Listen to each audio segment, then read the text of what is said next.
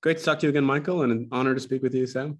I mean, honor to speak with you both, of course, but I haven't Honor is spoken. ours, sir. Good to see you. Excellent. So, okay, let's start because I know obviously there's so much going on in this film, so many things we can't talk about. But first and foremost, with this character of Doctor Strange, we were able to see his journey 6 years ago.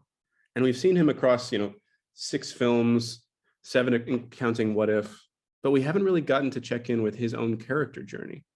And I know obviously, that's an incredibly important part of the story for both of you. So how did you arc that? How did you make sure that that was being addressed and being honored to the degree that it would, and not getting it lost in the madness, if you will? You were just talking about this. Yeah, I think that that has to be the spine of the movie. You have to make sure that whatever choice we made, that ultimately we were being driven by Steven's arc and his progression as a character. And it's easy when you're doing a big multiverse movie and it feels like you've got every possible sci-fi resource available to you. It's easy to maybe get lost and get derailed, but our North Star was always, this is Steven's story. And how can we really tread new ground with him as a character and explore what he's been through and what he's going through and advance him to an interesting new place. And so I think that we let that be at the forefront for us. We built around Strange's character arc as opposed to the other way around. Mm-hmm. Yeah, and Sam, for you, obviously, Benedict is someone who becomes incredibly prepared, but prepared with every layer of possible preparation.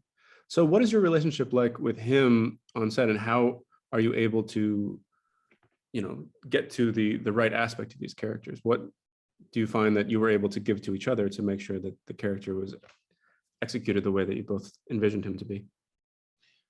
Well, Michael gave us a great script where the character has depth and a history. He has desires for his life. He's got regret about decisions he's made in the past. Michael really gave us a very well-rounded, conflicted character that was true to Doctor Strange.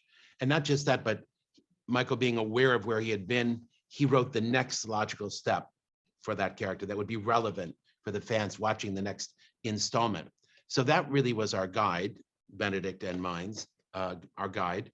But just like you say, Benedict comes to set incredibly prepared.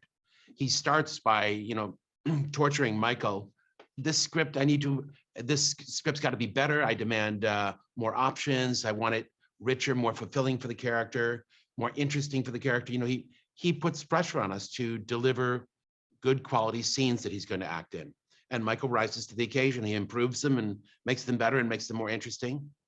So he starts there. And then, I don't know about the prep work he does on his own, but he comes to set really having the thing figured out and offering me plenty of possibilities for performance, and challenges me to make it better with camera, with direction, for the scene. He's really a force for great quality in the film. But he came to this film, just like you said, completely prepared. He had played the character in all those other movies. And fortunately, what Michael wrote was a journey into the multiverse, where that character can see other versions of himself. Sometimes Michael would take a quality that existed within Doctor Strange and amplify it slightly. So the altered version he'd see would be a very similar version, but a version that would exist if Stephen Strange had listened to that little devil on his shoulder just a little bit more. And it served as a cautionary tale for the actor. And the fact that the actor knew his character so well made this possible to a very dramatic degree. And Sam, obviously it's been more than a decade that you stepped away from the superhero genre, and you've played in many other sandboxes of great stories of the past. But how connected were you to the Marvel Cinematic Universe? Like, what was your relationship with it from afar? And did you imagine that you would come in at any point? And sorry to add another question to that, how do you feel that you've changed as a director, coming back to the superhero world? Like, how different are you than the man who was going to make Spider-Man 4, for example?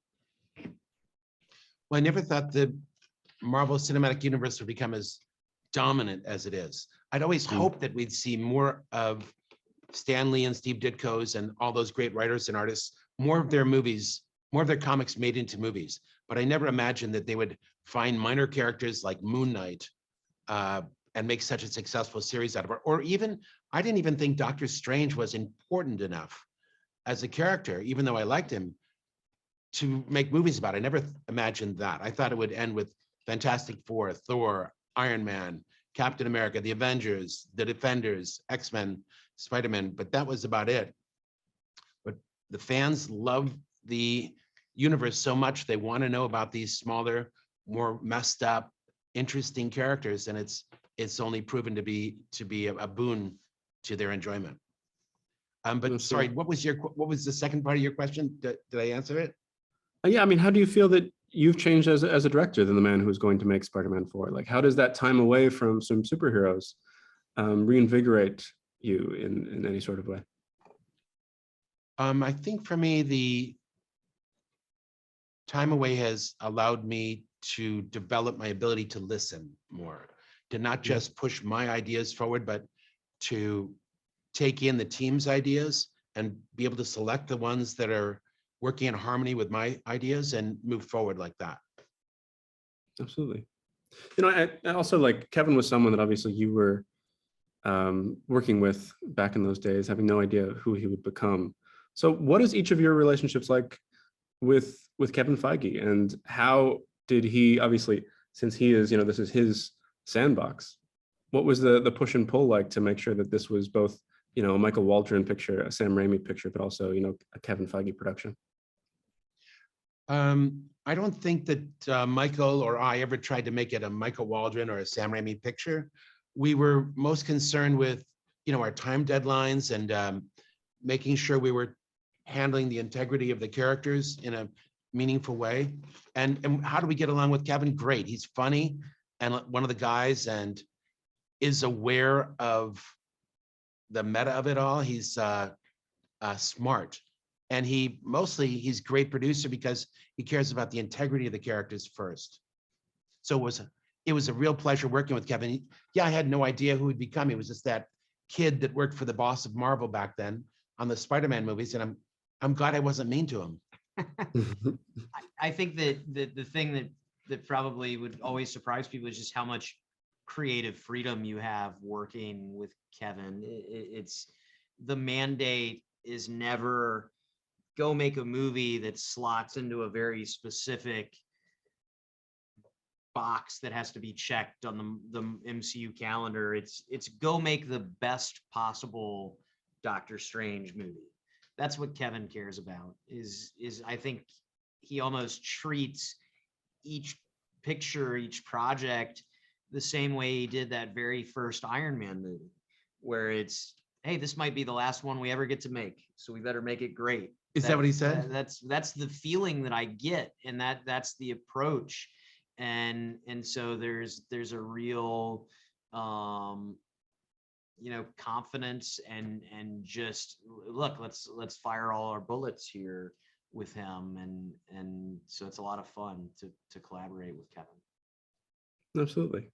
Yeah, and I feel like, I mean, I remember, Michael, we were talking about how you had an idea of putting armadillos who shoot laser out of their eyes for Loki, and putting in as many wild ideas as you possibly can. What do you feel? I mean, obviously you can't give much away, but is there anything that you left on the cutting room floor, each of you, in trying to fit in some insane idea into what possibly the multiverse could give? Unfortunately, Marvel accepted all the insane ideas. It was so surprising how far they wanted to go to really do something different and entertain the audience in a different way while keeping the character's integrity intact.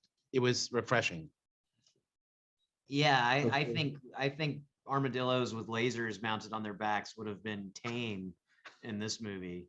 So yeah, they took the governor off for this one for sure. Absolutely. So what ultimately was the other than Doctor Strange, which characters did you most enjoy continuing this journey? Because obviously there's so many different threads that you had to pull at here. So which ended up being most fulfilling for you personally?